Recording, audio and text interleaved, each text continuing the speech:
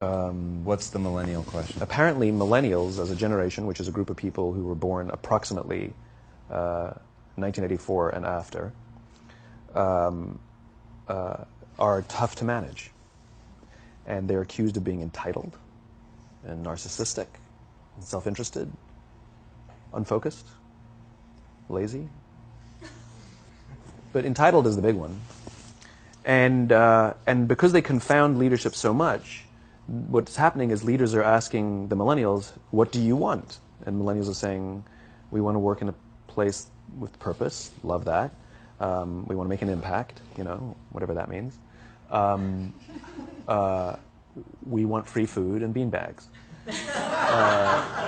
And so somebody articulates some sort of purpose, there's lots of free food and there's beanbags, and yet for some reason they're still not happy.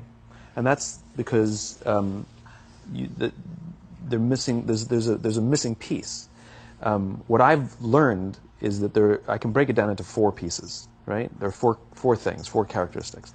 One is parenting. The other one is technology. The third is impatience, and the fourth is environment. The generation that we call the millennials, too many of them grew up subject to, not my words, failed parenting strategies. Where, for example, they were told that they were special all the time. They were told that they could have anything they want in life, just because they want it. Right? They were told, some of them got into honors classes, not because they deserved it, but because their parents complained. And some of them got A's, not because they earned them, but because the teachers didn't want to deal with the parents. Some kids got participation medals. You got a medal for coming in last, right? Which the science we know is pretty clear, which is it devalues the medal and the reward for those who actually work hard, and it actually makes the person who comes in last feel embarrassed because they know they didn't deserve it, so it actually makes them feel worse, right? So you take this group of people, and they graduate school, and they get a job, and they're thrust into the real world, and in an instant, they find out they're not special, their moms can't get them a promotion, that you get nothing for coming in last, and by the way, you can't just have it because you want it. Right? And in an instant, their entire self-image is shattered. And so you have an entire generation that's growing up with lower self-esteem than previous generations. The other problem, to compound it, is we're growing up in a Facebook, Instagram world. In other words, we're good at putting filters on things. We're good at showing people that life is amazing even though I'm depressed. Right? And so everybody sounds tough. And everybody sounds like they got it all figured out. And the reality is there's very little toughness, and most people don't have it figured out. And so when the more senior people say, well, what should we do? They sound like, this is what you got to do. And they have no clue. Right? So you have an entire generation growing up with lower self-esteem than previous generations. Right? Through no fault of their own. Through no fault of their own. Right? They were dealt a bad hand. Right? Now, let's add in technology. We know that engagement with social media and our cell phones releases a chemical called dopamine. That's why when you get a text, it feels good. Right? So, we've all had it where you're feeling a little bit down or feeling a bit lonely, and so you send out 10 texts to 10 friends, hi, hi, hi, hi, hi. Because it feels good when you get a response. Right?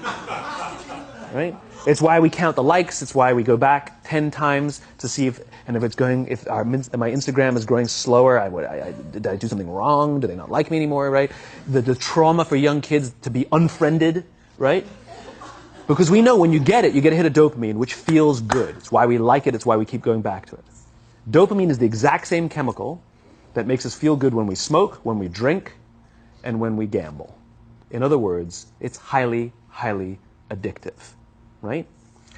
We have age restrictions on smoking, gambling, and alcohol, and we have no age restrictions on social media and cell phones, which is the equivalent of opening up the liquor cabinet and saying to our teenagers, hey, by the way, this adolescence thing, if it gets you down... But that's basically what's happening. That's basically what's happening, right? That's basically what happened. You have an entire generation that has access to an addictive, numbing chemical called dopamine through social media and cell phones as they're going through the high stress of adolescence. Why is this important? Almost every alcoholic discovered alcohol when they were teenagers. When we're very, very young, the only approval we need is the approval of our parents. And as we go through adolescence, we make this transition where we now need the approval of our peers. Very frustrating for our parents, very important for us. It allows us to acculturate outside of our immediate families into the broader tribe. right? It's a highly, highly stressful and anxious period of our lives, and we're supposed to learn to rely on our friends. Some people, quite by accident, discover alcohol and numbing effects of dopamine to help them cope with the stresses and anxieties of adolescence. Unfortunately, that becomes hardwired in their brains, and for the rest of their lives, when they suffer significant stress, they will not turn to a person, they will turn to the bottle. Social stress, financial stress, career stress. That's pretty much the primary reasons why an alcoholic drinks, right? What's happening is because we're allowing unfettered access to these dopamine-producing devices and media, basically it's becoming hardwired, and what we're seeing is as they grow older, too many kids don't know how to form deep, meaningful relationships.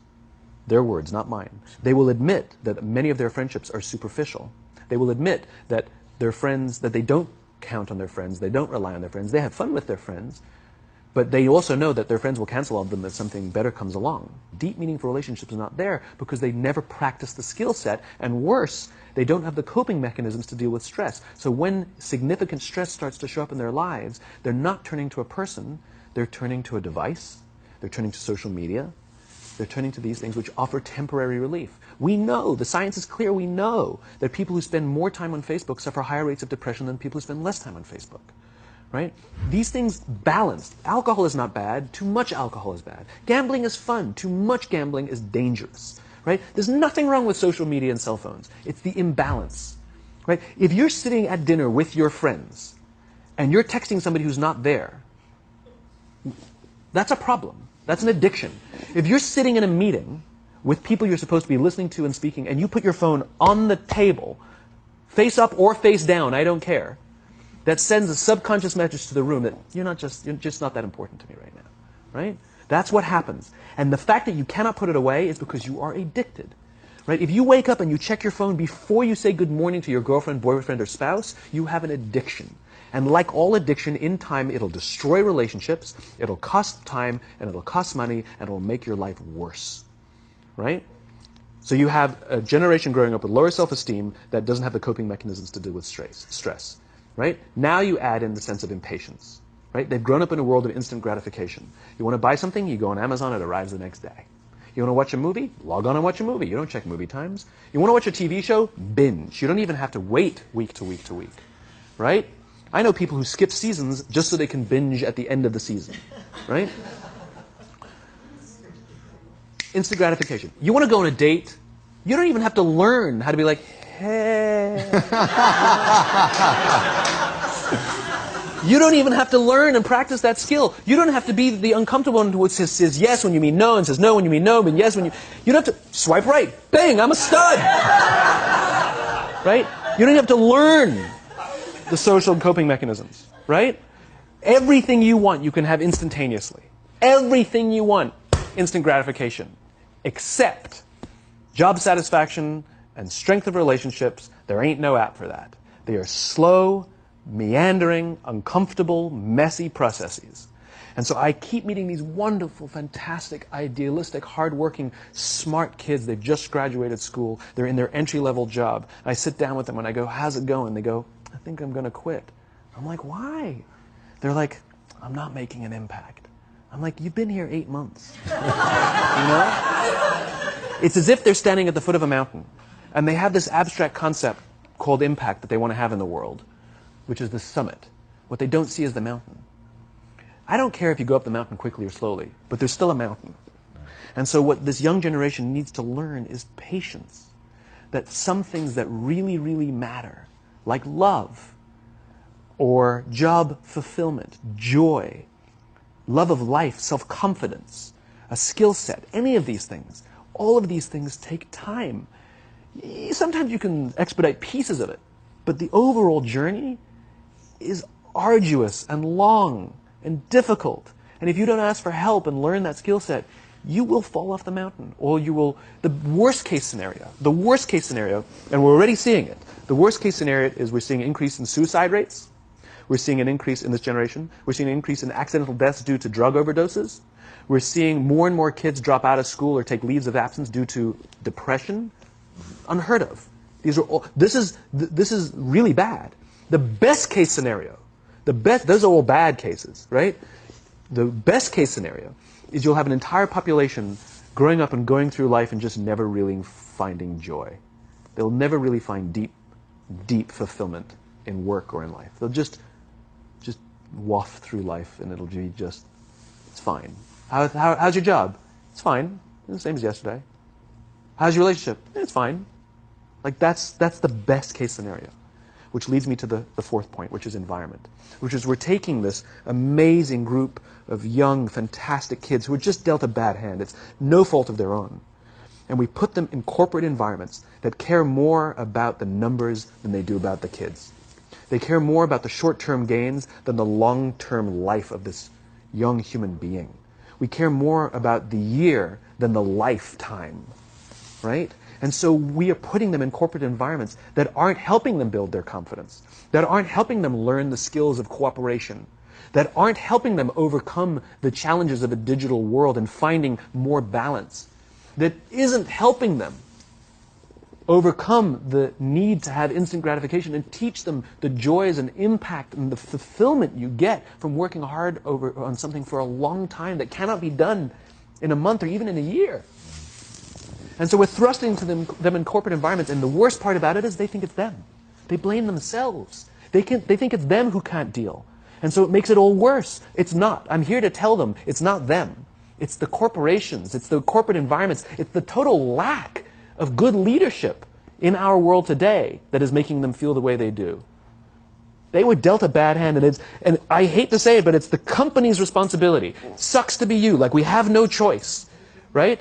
This is what we got, and I wish that society and their parents did a better job. They didn't. So we're getting them in our companies, and we now have to pick up the slack. We have to work extra hard to figure out the ways that we build their competence. We have to work extra hard to find ways to teach them the social skills that they're missing out on. There should be no cell phones in conference rooms. None. Zero. And I don't mean the kind of like sitting outside waiting to text. I mean like when you're sitting and waiting for a meeting to start, this is what we all do. We all sit here and wait for the meeting to start. Meeting starting? Okay. And we start the meeting. No, that's not how relationships are formed. Remember we talked about it's the little things? Relationships are formed this way. We're waiting for a meeting to start and we go, how's your dad? I heard he was in the hospital. Oh, he's really good. Thanks for asking. He's actually at home now. Oh, I'm really glad. That was really amazing. I know, it was really scary for a while. That's how you form relationships. Hey, did you ever get that report done? Oh my God, no, I didn't. I'll help you out. Can I help you out with that? Really? That's how trust forms. Trust doesn't form in an event, in a day. Even bad times don't form trust immediately. It's the slow, steady consistency. And we have to create mechanisms where we allow for those little innocuous interactions to happen. But when we allow cell phones in conference rooms, we just, okay, have the meeting. And then my favorite is like when there's a cell phone there and you go like this, you go. It rings and you go. I'm not going to answer that. Like, Mr. Magnanimous, you know? When you're out for dinner with your friends, like, I do this with my friends. When we're going out for dinner and we're leaving together, we'll leave our cell phones at home.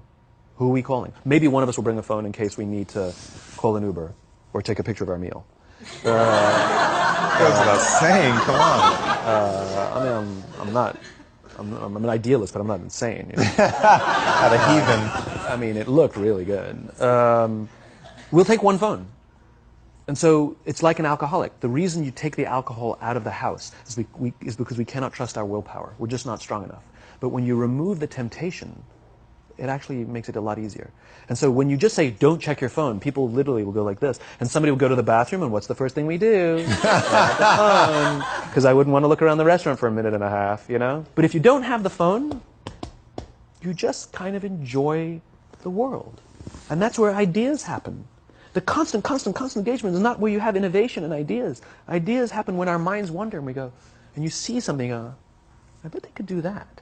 That's called innovation, right? But we're taking away all those little moments, right? You should not, and none of us should charge our phones by our beds. We should be charging our phones in the living rooms, right? Remove the temptation. You wake up in the middle of the night because you can't sleep, you won't check your phone, which makes it worse. But if it's in the living room, it's relaxed, it's fine. But it's my alarm clock. Buy an alarm clock. They cost $8, right? I'll buy you an alarm.